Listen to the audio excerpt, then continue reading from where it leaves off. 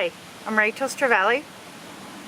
Go ahead and give this video a thumbs up and click subscribe so you can stay connected and we can be in touch.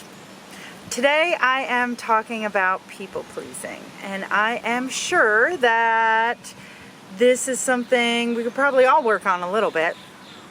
A couple years ago, had a friend who would criticize me, to put it nicely, for not being nice. And so I've grown up in the South of the U.S., and there's an expectation here for women to be nice. And essentially what that means is don't make waves, don't do anything to upset other people, and to some degree let people walk all over you. And this friend who was criticizing me was essentially saying, like, I believe what the whole story of it was she wanted me to do something and I wasn't going to do it. And so I was saying no. And so she was giving me the pushback in the acceptable Southern way of, oh, please be nice. You know, that's what we're supposed to do. Don't be mean, be nice. And I wasn't buying it. And that friendship, when I got to the point where I was like, I'm not doing just what you want me to do. Like, I have feelings, I have needs, I'm going to own my own power, I'm going to respect who I am, and, you know, stop being worried about what happens if I'm not nice, what happens if I don't hold up this boundary with you or draw a line somewhere. And I'm looking over there because I hear squirrels running up and down the tree. It changed our relationship, and that's okay. And I have new friendships who don't criticize me for not being nice. And honestly, the people who know me the best know that I actually am incredibly nice. I have a loving heart. But being nice does not equal letting people treat you however they want or doing what other people want. And as women, sometimes we are socialized to be nice, to not make waves, to just please other people, and to not rock the boat, and to not do things that might upset others. And while I'm all for creating peaceful environments and resolving conflict and even avoiding conflict if possible, I also think it's not okay for people, you know, for you or me to go through our lives constantly just doing what other people need us to do and not ever honoring our own needs. And so if you are being nice because you have an intrinsic desire to do that, and if you love doing things that others might consider a sacrifice because you feel that feeling just pouring out of you, great. I love that. However, you may be connecting with me and contemplating how to stop people pleasing and how to stop being nice in the way that other people expect you to be, because you're actually doing it as a way to avoid conflict. You're actually doing it as a way to maintain the relationships in your lives in the way that they are. And it might be because you're avoiding being true to yourself because you don't know what's going to happen. You don't know who's going to be left in your life. And I understand that's a scary thing. It's daunting when there's a big change on the horizon and you think, I don't know what's going to come out of this, and I don't know what's going to happen. Luckily, there are so many places you can find community and support and connection with other people to help you move through and stand up for yourself and own your own power, and don't feel that you have to people please just to get through life. So my first tip I want to say is to tap into the support of family, friends. Hopefully there are people in your life who don't expect you to only please them and only do what they want you to do. However, you may have built a life where that is what a large portion of your life entails. And if so, start making connections. It might be an acquaintance or someone at work, someone who you don't know as well, but you don't already have this negative dynamic of you always doing everything that they want. You always coming in to save the day, even though that means you sacrificing your sleep or your time. People pleasing can exhibit itself in a lot of different ways. You might always say yes when someone needs a volunteer at church or school or work, and then by the end of the week you think, everybody else got taken care of, or I solved everyone else's problems, but I feel exhausted and who's helping me? So go ahead and reflect on who in your life are the people who want you to be standing in your greatest strength, to be owning your own power. And those are the people who you may want to have an honest conversation with them and say, look, I am trying to do something new. I'm trying not to just resort to saying yes to everything or people pleasing, and I would love your support on this. If you don't have people in your life who could fulfill this role, then I say this is a great time to find some people. You can find them online. I'm building a community where we can connect and support each other. You can find other communities that already exist online. You may also look offline. There are tons of opportunities to meet and connect with new people, and it can really, excuse me, I think it's always more fun when you have a friend who's doing something too. Or even if they're not doing it, maybe they know more than you know and can cheer you on. So that's the first thing. Tap into the support and love of either your existing people who will support you or people who you can meet. The second thing I want to ask you to do is start small. So recognize that you have a choice and you don't always have to say yes. And starting small might mean you find really the tiniest way that you can start for the next 2 weeks or month saying no. Or, for example, I know when I was working on this a couple of years ago for a volunteer group that I was working with, I had to teach myself every time that something comes up in a meeting that I know that I can do, and I would do it so well, but it's not already part of my job responsibilities or volunteer responsibilities, I don't need to volunteer for new things. I can just manage what I'm doing and sit back and let other people rise to the challenge.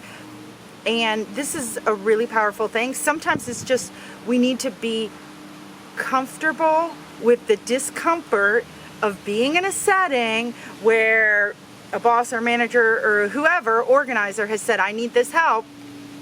I'm just thinking, well, I'm not the one to do it. And maybe you say that, and maybe you just sit there quietly. And it might take you a few times if you always jump in and say yes. But I want you to try. And maybe that's not small enough for you. Maybe you think, I need to start way smaller than that. So whoa, the wind just blew that camera. That's so funny.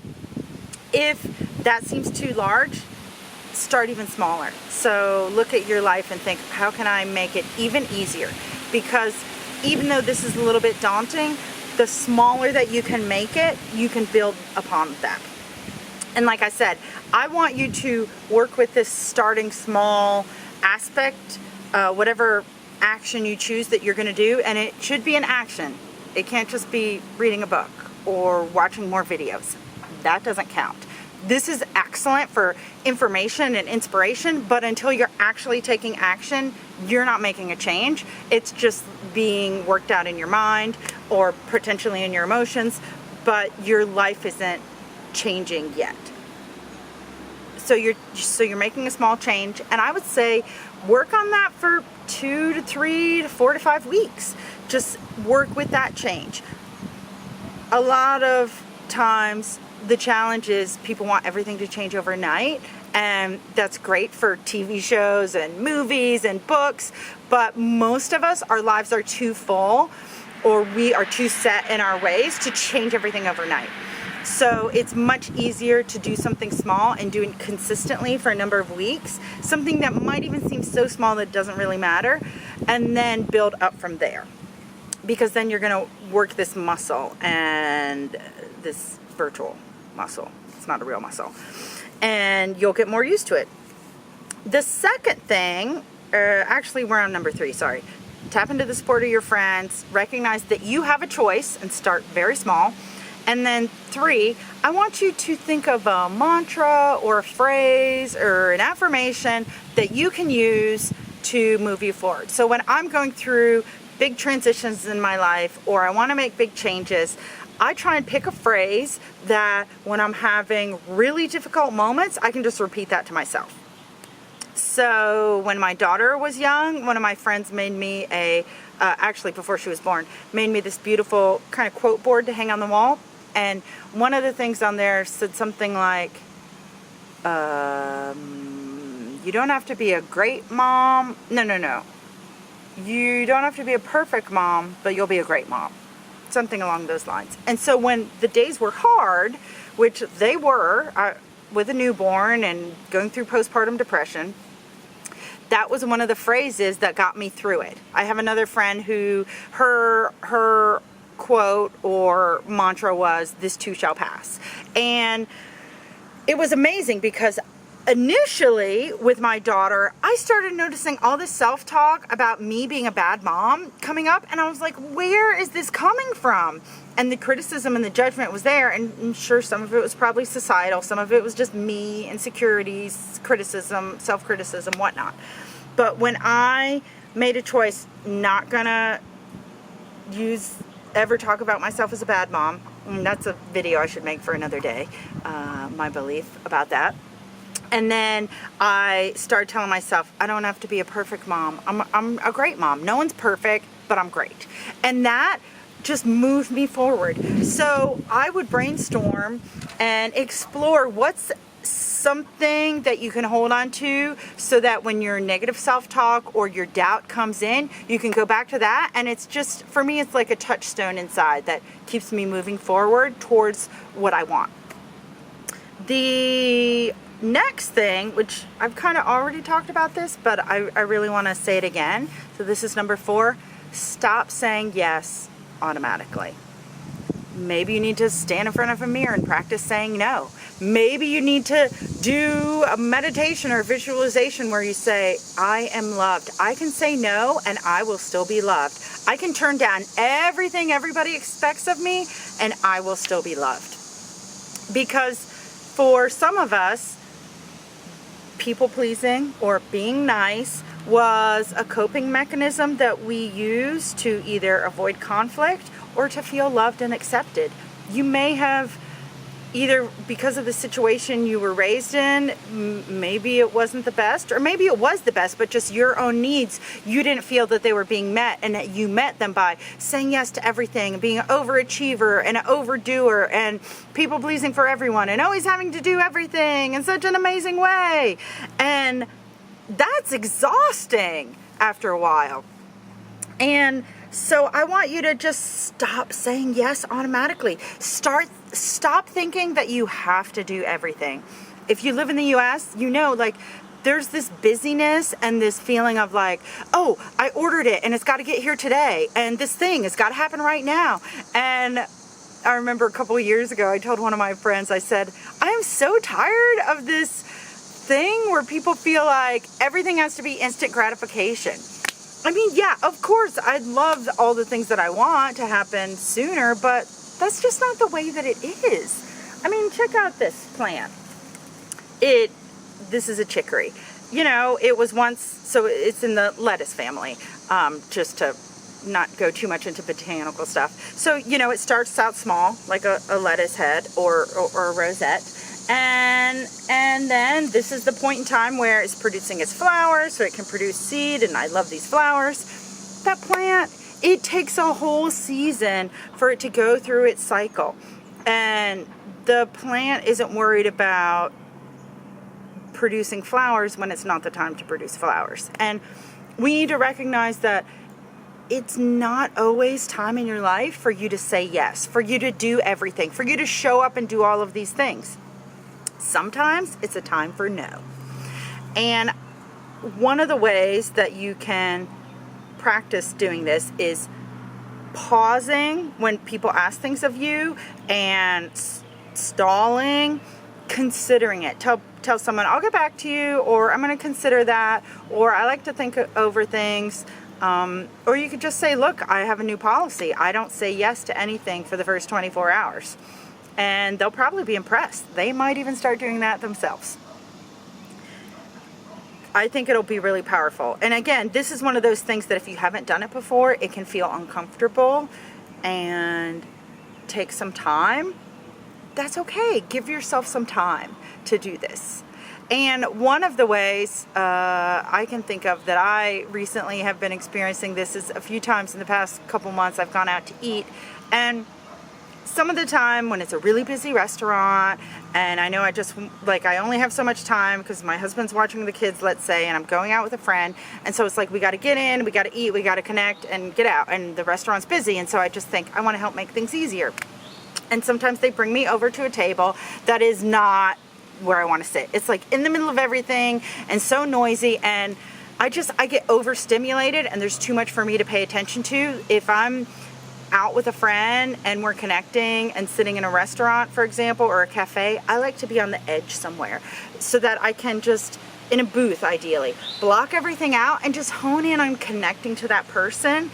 That's the best way for me. If I'm near the front door or near the register or near where the servers are coming and going constantly, honestly, I'm half paying attention to them and half paying attention to my friend. And I know this about myself.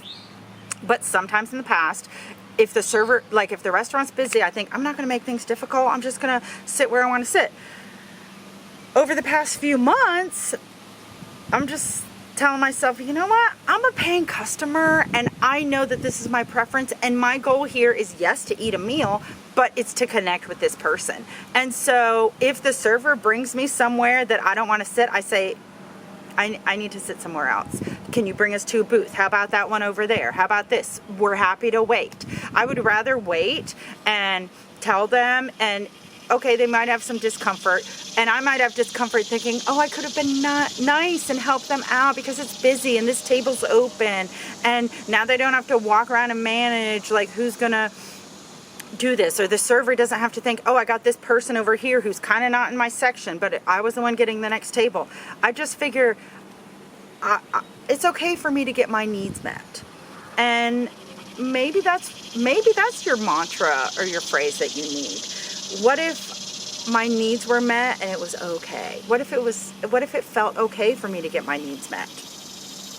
And even just saying that makes me feel good inside. I think I'm gonna say that a couple more times to myself today. It feels really good. Because we all have needs, and they're not all gonna be met all the time. And there's all of these external influences and things beyond our control. And sometimes you just spend so much of your life fighting or struggling that it feels really difficult to stand up for yourself. But when you start doing it and you feel that ease and comfort inside, then it feels so amazing. And the next thing I want to talk about is, do you care too much about what others are thinking of you? So my mom wore bedroom slippers to my wedding. And okay, we're not like society people, so in a way it wasn't a big deal. But I remember at the time looking down at her feet and being shocked, and I was thinking, oh my gosh, Mom, you're wearing slippers to my wedding. And at the time I was probably wearing like some of the most expensive shoes I had ever bought. And well, maybe not. They probably weren't that expensive.